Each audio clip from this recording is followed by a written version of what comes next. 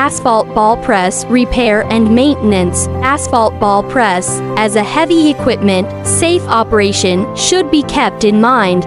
After the installation of the equipment is completed, the whole machine needs to run empty for 2 to 4 hours before checking that there is no abnormal phenomenon.